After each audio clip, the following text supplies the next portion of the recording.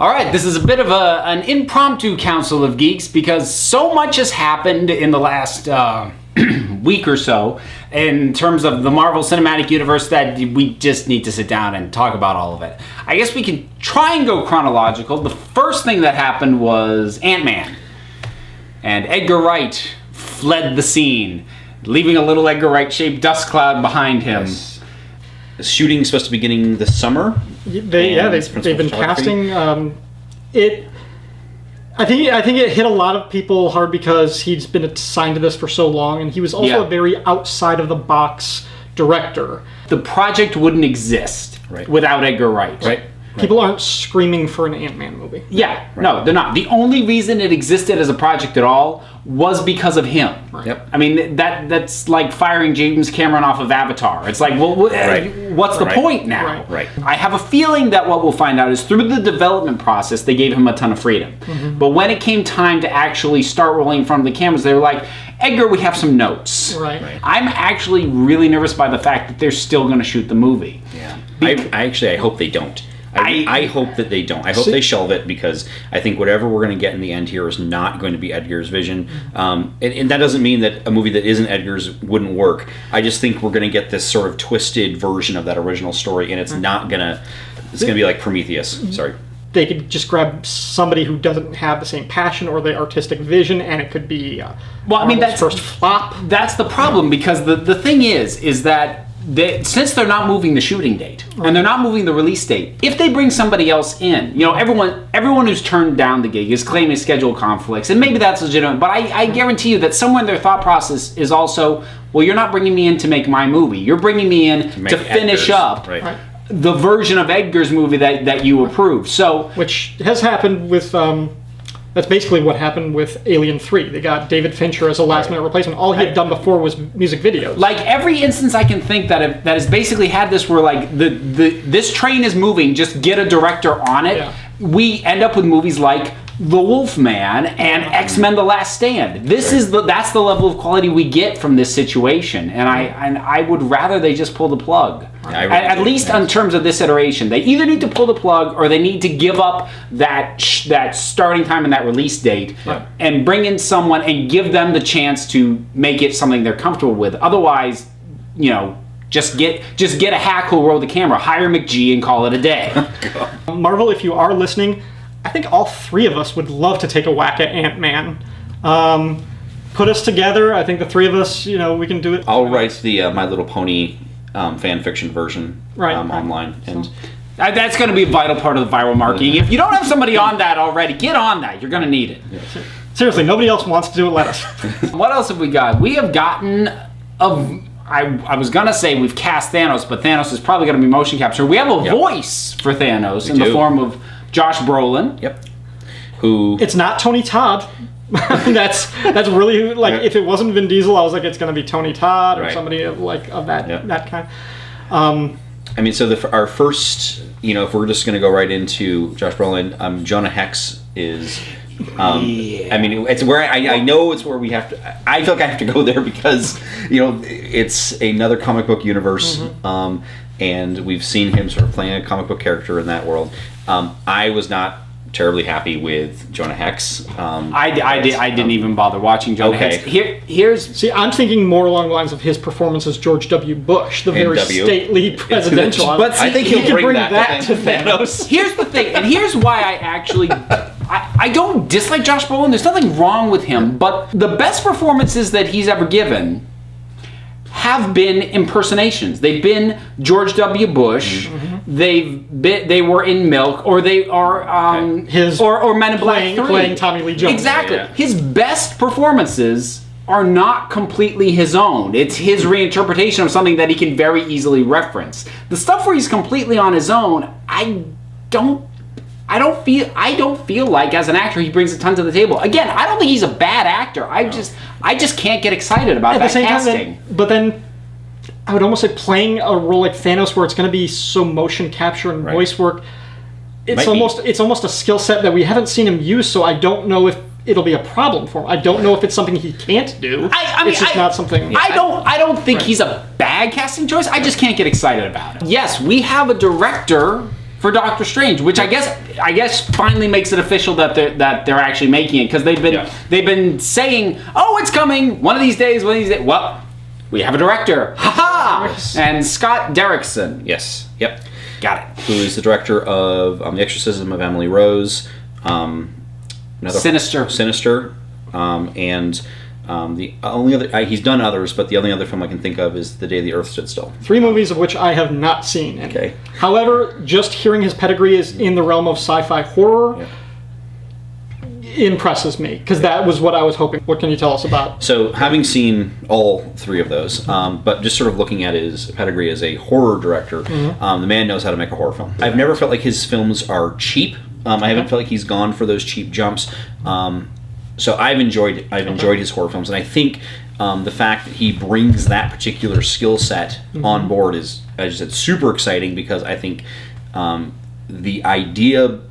Sort of the problem with Doctor Strange, right, is magic, right? And if you're going to bring magic into this universe that has basically only, aside from Thor, which even then... but they've gone out of their way to explain that Thor isn't magic, it's just a science we don't understand. It's an alien. And so it's been up to this point, it's been a world of science, right? And so Doctor Strange is a deviation from that. And so if you're going to bring magic in... you've got a pretty high bar to meet in order to sort of get us to swallow that. And if it comes off as Sabrina the Teenage Witch, right, and you're moving things and we have talking cats, we're going to be upset. And so horror, making it scary, is a very cool way to approach that. And I think that's a very good sign. Now, with that being said, we also have The Day the Earth Stood Still. Which that one I haven't seen. Yeah, which was a giant turkey. It had the baggage of the fact that the original film is such an iconic, piece of cinema, and you have to compare them because it's what you do, and it failed to live up to the original in many, many, many ways. He doesn't have that baggage going into Doctor Strange. Doctor Strange is a brand new property. Marvel knows how to treat this character. We've seen the arrogant, self-absorbed character before. Doctor Strange's origin is pretty much the same as Tony Stark's in terms of character beats. Yeah. He just goes for a different gimmick. For fan casting, do you have a hope for who you would like to see in the role? Of Doctor Strange? Because the latest rumor that's been going around is Jared Leto. I would have said the same thing. He did just win an Academy Award for whatever that is worth. I've got a very lengthy rant about his role in that movie that I'm not going to do right now, but no. Jared, you've been warned. No. Not excited about that idea. If I could pick one that I haven't heard attached to it, Richard Armitage, who plays Thorin Oakenshield in the Hobbit movies. Ooh. He was my fan cast pick to take over Batman after Christian Bale. Completely selfishly, and there will be plenty of people on Tumblr who would like this, but I would love to put Benedict Cumberbatch in that role, and I think he would just own the pants off of that part, and I think he would be amazing in it.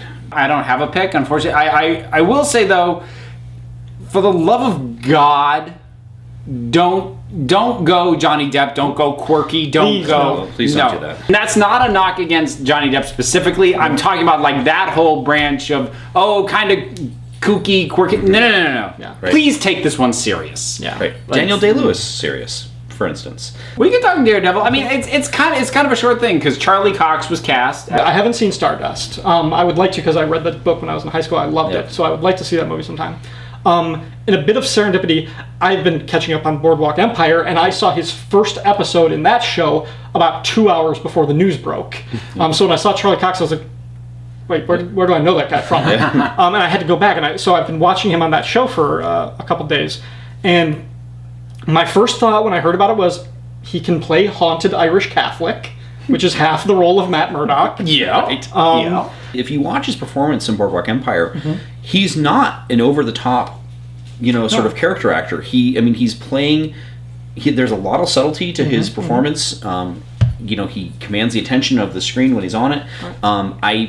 I'm kind of excited about this. I think he could do a good job with this. My first instinct was kind of, okay, I would have gone a different direction, but every day since I've been like, yeah, I like this. I like this direction. I'm excited for this. The other thing that is sort of really exciting for me is that I would honestly, this is sort of a blanket statement, but I think the best sort of entertainment that's being produced right now is on TV and it's not in film.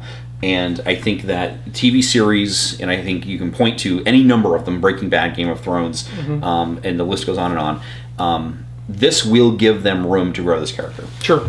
And, to stretch well, out his it's not legs going to be a 2-hour movie. It's going to be a 12 or 13-hour movie. Yeah. And in the same realm, this kind of takes us almost full circle back to the Edgar Wright thing.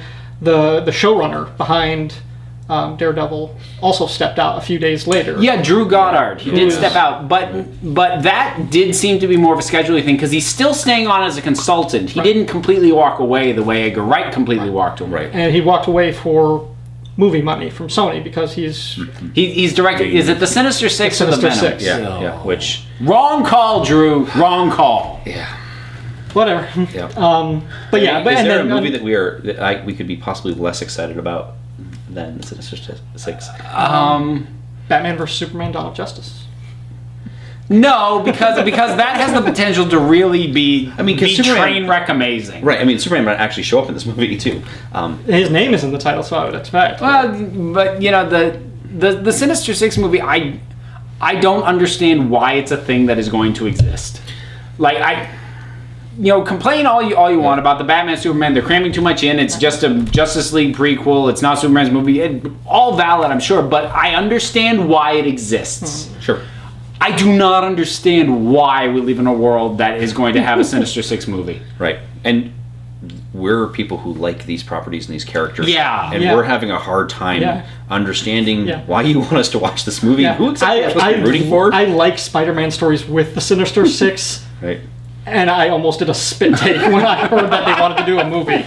I was like, that ain't gonna be because good. their only choice is going to be, you're going to have to give us somebody to root for, which means you're going to have to fundamentally change one of these characters. So one of them is going to be good, at least one. Or one of them is going to be more sinister. Bad. It's the sinisterest. Who is the sinisterest of the Sinister Six?